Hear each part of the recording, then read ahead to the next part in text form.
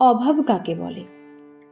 অর্থনীতি ক্লাসে বয়স্ক একজন স্যার রুমে ঢুকেই সামনে বসা ছেলেটিকে প্রশ্ন করলেন, বলতো অভাব কাকে বলে? অর্থনীতিতে বস্তুগত বা অবস্তুগত কোনো দ্রব্য পাওয়ার আকাঙ্ক্ষাকে অভাব বলে। ছেলেটি উত্তর দিল, এটা তো অর্থনীতির ভাষা। সাধারণভাবে অভাব কাকে বলে, অর্থাৎ অভাব বলতে তুমি ঠিক কি বোঝো? ছেলেটি মাথা নিচু করে বেঞ্চের দিকে তাকিয়ে আছে। কি বলবে ভাবছে সে।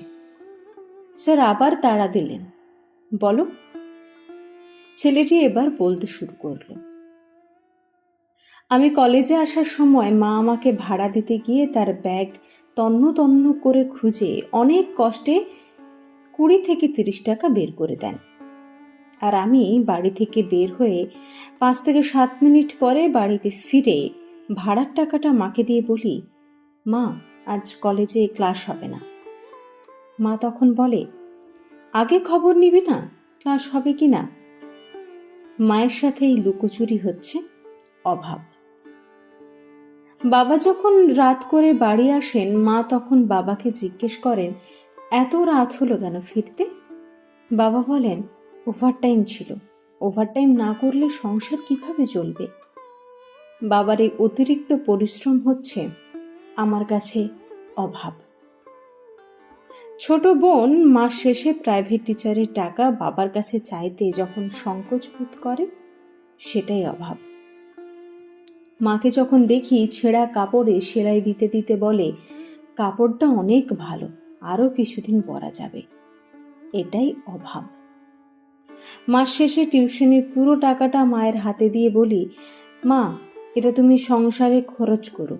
মা তখন একটা স্বস্তির হাসি হাসেন। এই স্বস্তির হাসি হচ্ছে অভাব।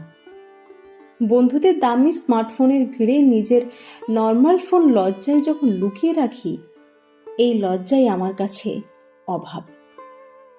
অভাবী হওয়ায় কাছের মানুষগুলো যখন আস্তে আস্তে দূরে সরে যায়, এই দূরে সরে পড়াটাই আমার কাছে অভাব। পুরো ক্লাসের সবাই দাঁড়িয়ে গেল, অনেকের চোখে জল। স্যারও চোখের জল মুছতে মুছতে ছেলেটিকে কাছে টেনে নিলেন। বস্তুত আমাদের সহপাঠীদের মধ্যে এমন অনেকেই আছে যারা কয়েক মাস অপেক্ষা করেও বাড়ি থেকে সামান্য টাকা পায় না। সব দুঃখ কষ্টকে আড়াল করে হাসি মুখে দিনের পর দিন পার করে দেয়, খেয়ে না খেয়ে। তাদের হাসির আড়ালে লুকিয়ে থাকা কষ্টটুকু বোঝার সুযোগ হয়তো আমাদের হয়ে ওঠে না। এটাই বাস্তব।